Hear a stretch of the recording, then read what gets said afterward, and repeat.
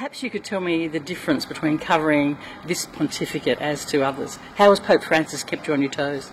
Well, he's definitely kept us all on our toes. I've been here at Rome Reports for 3 years now, so I definitely saw the transition and the change from one pontificate to the other. I think with Pope Francis, the so-called Francis effect is something real. As of now, I don't think it's a fad. Concretely, the main difference I've noticed is that we do correspondence services for television stations in the U.S. and Latin America. It used to be that whenever something big happened, we would get that phone call or that response from that email. But now it's literally every other day when they're asking for stories, for information, for sources, confirmations.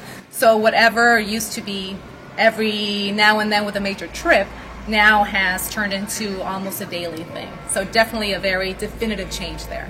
He's incredibly spontaneous, isn't he? I mean, even the translators can't keep up with some of the speeches.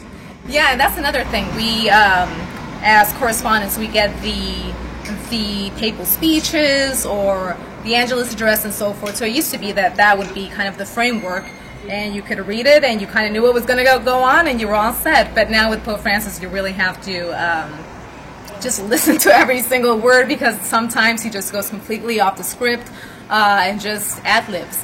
I think another point of interest is that he communicates without necessarily saying words. So the fact that he can just give a smile or kiss a baby or bless a child, that sometimes speaks volumes and is worth more than 1,000,000 words could ever say. Well, you're from the States, and there's everything but official confirmation that Pope Francis will be going to the States next year. How do you think he'll be received? That will be very interesting. The fact that the Pope Francis effect has been felt throughout the globe, and that includes the U.S., is a fact. However, it'll be interesting to see how he's received there and how his message is received once he's on the ground and once he's dealing with controversial issues. So it's one thing for the U.S., for U.S. Catholics and U.S. audience in general to be intrigued or to be endeared by Pope Francis kissing a sick man or blessing him and so forth. It's another thing which will be interesting to see as far as how his message will be received in more controversial issues regarding the family. Well, thanks for keeping us in touch.